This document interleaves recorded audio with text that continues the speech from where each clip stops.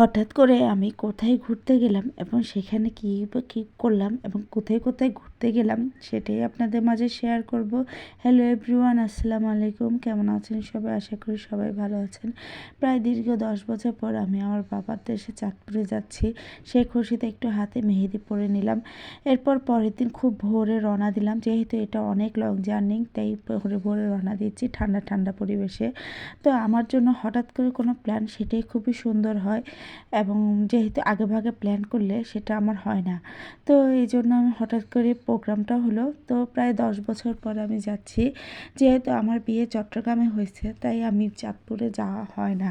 তো এবারে অনেক করে আমি গেলাম আর কি। তো প্রথমে তো বাড়িতে পৌঁছে গেলাম। এরপর আমি সিএনজি করে আবার খালতো বোনের বাড়িতে উঠতেছি। প্রথমে ওইখানে উঠি, এরপর আমার দাদার দেশে যাই। এরপরে এই তো দেখা গেছে যে আমার একটাই খালা, তার 2 মেয়ে 1 ছেলে। তো এক বোন থাকে চাঁদপুরে, আরেকটা থাকে ঢাকায়। তো তারা সবাই সেখানে ছিল, আমার খালাও ছিল। তো আমার মেয়ে তো টায়ার্ড হয়ে সে দোল খাচ্ছিল। তা এই তো তার পুরাটা বাসা দেখতেছি, তার নিজের বাসা, তো নিজের বাড়ি আর কি। তো সেখানে সে খুব সুন্দর করে পরিপাটি করে রাখছে ঘর দুয়ার আর কি। তারপরে এই তো সে রান্না বান্না করছিল এবং সবাই মিলে আমরা অনেক হাসি ঠাট্টা করতেছিলাম, গল্প করতেছিলাম, যেহেতু অনেক বছর পর দেখা আমাদের।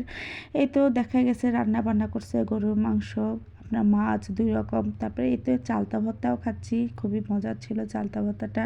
এরপর ছাদে গেলাম। ছাদে যাই দেখি যে মাশাআল্লাহ তার অনেক হাঁস মুরগি কবুতর আছে, সেগুলো ও পালা মানে দেখাশোনা করে আর কি। তারপরে এই তো দুপুরে খাওয়া দাওয়া হলো। এখানে চাঁদপুরে ইলিশ ছিল, চিংড়ি মাছ ছিল, গরুর মাংস, ভর্তা 2 রকম, মুরগির রোস্ট, পোলাও, খুবই মজার ছিল খাওয়াগুলা। এ তো খাওয়া দাওয়া করে হঠাৎ প্ল্যান করলাম আমরা চাঁদপুর বড় স্টেশন যাব। তো বাজারে গেলাম, সেখানে আমরা গাড়ি রেডি করতেছি আর কি, গাড়ির জন্য অপেক্ষা করতেছিলাম। এরপর আমাদের গাড়ি ঠিক করে আমরা চলে যাই, রওনা দিই আর কি চাঁদপুর বড় স্টেশন। তো সেটা হলো মোহনা, 3 নদীর মোহনা বলে যেটাকে। তো এই তো দেখা গেছে যে এটা খুবই সুন্দর, মেঘনা নদী বলে যেটাকে, পদ্মা মেঘনা যে বলে না, এটা হলো মেঘনা নদী। আর এসে চাঁদপুর ইলিশের ভাস্কর্য, এই আর কি ভাস্কর্যের প্রতীক।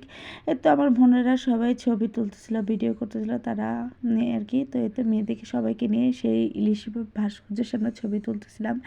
তারপরে এখানে একটা জিনিসই অবাক হইলাম, আগে এখানে এত দোকানপাট ছিল না, খুবই সুন্দর পরিবেশ ছিল, বসার সুন্দর ছিল। আর এখন এত দোকানপাট দিছে, যেখানেই বসেন সেখানে খানা খেতে হবে।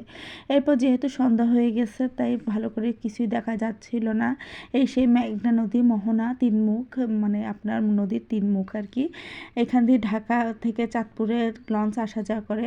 আর এই বেচারি ঘোড়াটা খুব টায়ার্ড, তাই রেস্ট নিচ্ছিল। আর এখানে একটা বড় লঞ্চ, সেখানে হয়তো পিকনিক হচ্ছিল, ডিজে পার্টি চলতেছিল।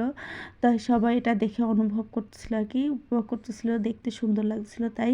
তারপরে আমরা ওইখানে হাঁটাহাঁটি করতেছিলাম, এখানে মেলা ছিল, মেলা ঘোরাঘুরি করতেছিল সবাই। যেহেতু জার্নি করে গেছি, লং জার্নি, তাই সবাই একটু চা খাচ্ছিলাম। আমার মাথাটা খুব ধরে আছে, তাই খালামণি আমাদেরকে সবাইকে চা খাওয়াচ্ছিল।